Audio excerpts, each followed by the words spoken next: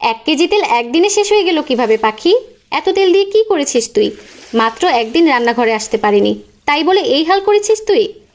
তেলের বোতলটা হাতে নিয়ে উচ্চস্বরে বলে রূপালী। 2 ভাইয়ের টানাপোড়নের সংসার। বড় ভাই শিমুল সাহেব নিম্ন আয়ের চাকুরি করেন। ছোট ভাই বকুল সাহেব চাকুরির জন্য ঢাকাতে কোয়ার্টারে থাকে। সংসারের অতিরিক্ত সদস্য হিসেবে একমাত্র ননদ রিয়া রয়েছে। কি হয়েছে আপা, আমায় কিছু বলছিলে তুমি?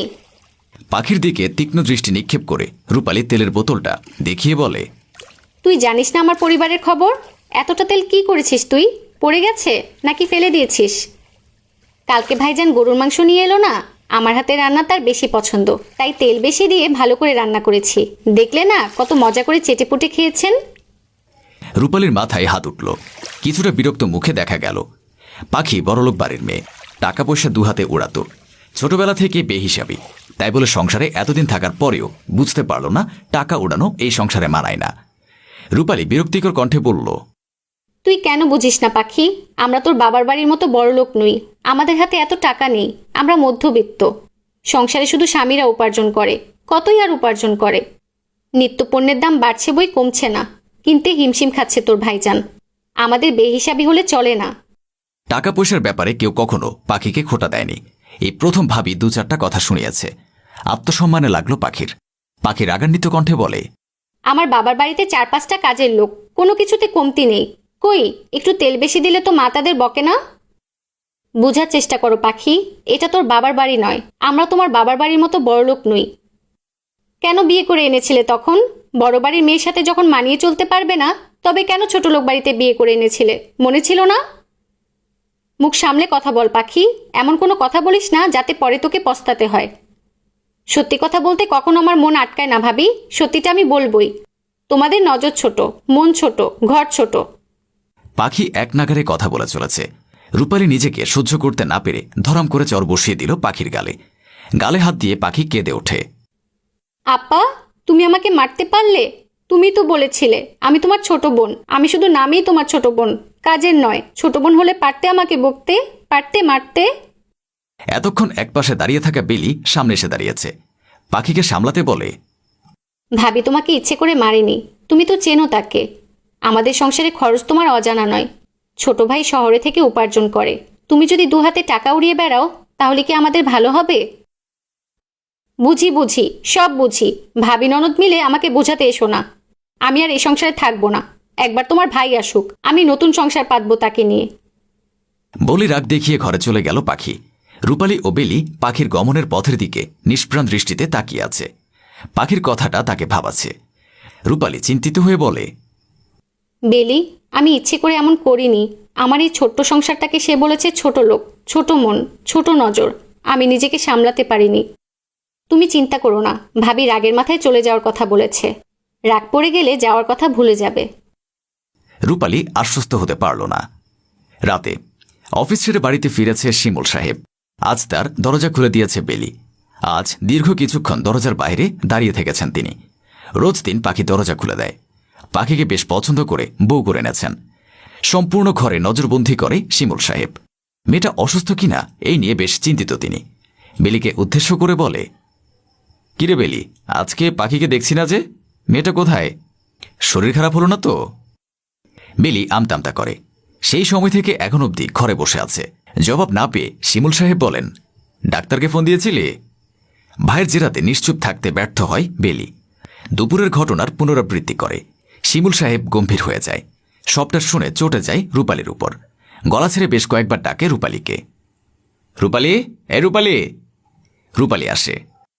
তুমি বাড়ির বড় বউ, বড় বউ হয়ে ছোটদের মতো আচরণ করছো কেন? বাড়ির বইয়ের গায়ে কেউ হাত দেয়? মেয়েটা না খেয়ে দরজা বন্ধ করে বসে আছে। অসুস্থ হয়ে গেলে ডেকেছিলে? বেশ কয়েকবার ডেকেছি, পাখি কোনো সাড়া দেয়নি। সাড়া দেওয়ার মতো কাজ করেছো যে সাড়া দেবে? শিমুল সাহেব রাগ দেখিয়ে ঘরে গেল। রূপালী বেলি উভয়ে মন খারাপ করে শিমুল সাহেবের গমনের পথের দিকে তাকিয়ে আছে। পুনরায় দরজা ধাক্কা দিয়ে বলে, বোন আমার, লক্ষ্মীটি, দরজা খোল পাখি। তোকে মেরে আমার ভুল হয়েছে, দরজা খুলে বেরিয়ে আয় পাখি। পাখি পুঁইশাকের তরকারিটা মুখে নিয়ে ছুটে গেল রান্নাঘরে। এটো খাবারটুকু ফেলে দেয়। অসাবধানতায় তরকারিতে অতিরিক্ত লবণ দিয়েছে। কুলি করে ফিরে আসে ডাইনিং টেবিলে। ততক্ষণে বকুল সাহেব খাওয়া অসমাপ্ত রেখে উঠে গেছে। এটু খাবারের দিকে তাকিয়ে বিষাদে পাকাপোক্ত হয় পাখির অশান্ত মন। অবিলম্বে ঘরে ছুটে যায়। বকুল সাহেব ঔষধের খোসা থেকে ঔষধ খুলে হাতে নিয়েছে। কি হলো, খাওয়া রেখে চলে এলে কেন? খাওয়ার উপযোগী রেখেছ তরকারি, লবণে কাটা করে রেখেছ। কোয়ার্টারে তো দিব্যি খেয়েছ। সেখানে তোমার মতো অখাদ্য রান্না করেনি, তুমি নিজে মুখে দিয়ে ফেলে দিয়েছ। আমার থেকে ভালো কিছু আশা করো কিভাবে? আমি বাড়িতে ফিরে যাব। না, সংসার করেছো, আলাদা হয়েছে, এবার নিজের সংসার সামলাও। তোমার রান্না যদি ভালো না হয় আমি আবার কোয়ার্টারে চলে যাব, বলে দিলাম। বকুল সাহেব ও পাখি শহরে এসেছে আজ 3 মাস হয়েছে। বকুল সাহেব সারাদিন অফিসে থাকে। মনের কথা বলার মতো কেউ নেই পাখির। একা থাকতে থাকতে দম বন্ধ হয়ে আসে তার। প্রচণ্ড মিস করে আগের পরিবারকে। বড়লোক বাড়ির মেয়ে বলে ভালো রান্না করতে পারে না পাখি। এই নিয়ে 3 বার পাতলা পায়খানায় ভুগেছে বকুল। অথচ ভাই ভাবির সংসারে শখ ছাড়া কখনোই রান্নাঘরে পা ফেলত না সে। শিমুল সাহেব বাড়িতে ফিরলে দরজা খুলে মুচকে একটা হাসি দিত। বলতো, আমার ভাইয়ের জন্য লক্ষ্মীমন্তর একটা মেয়ে বউ করে এনেছি। পুরনো দিনের স্মৃতিগুলো ভাবলে পাখির মন খারাপ হয়ে যায় প্রায় একাকিত্বে ভুগতে ভুগতে কান্না করে।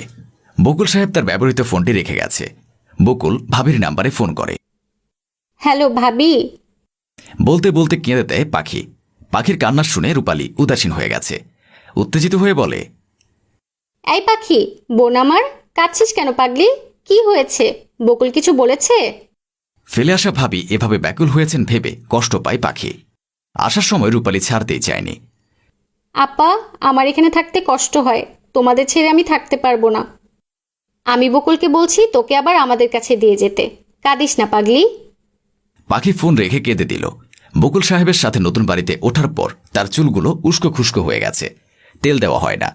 বাড়িতে থাকতে রূপালী চুলে তেল দিয়ে দিত। চুল আঁচড়ে বলতো, পাখি, চুলগুলোতে জট পাকিয়ে রেখেছিস কেন? আল্লাহ তোকে চুল দিয়েছে, তাই অযত্ন করছিস। আমাকে দেখ, চুলের এত যত্ন করি অথচ চুল নেই।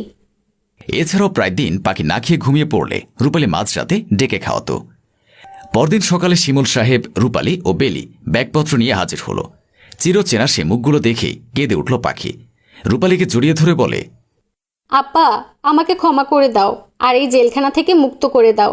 আমার এখানে থাকতে ভালো লাগে না। বেলি ব্যঙ্গ করে বলে, কেন ভাবি?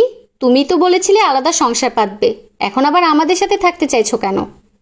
তুমি পিঞ্চ করো আর যাই করো বেলি, আমাকে যদি তোমাদের সাথে নিয়ে না যাও তবে আমি এবার বাবার বাড়িতেই চলে যাব, আর আসবো না।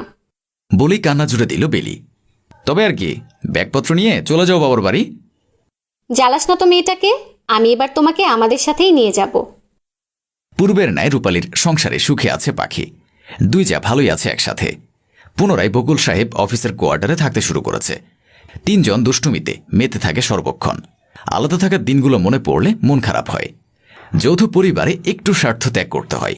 একজনের একটু ত্যাগে অন্যজন আরেকটু ত্যাগ করলে তবেই তো সংসারে শান্তি ফিরে আসে।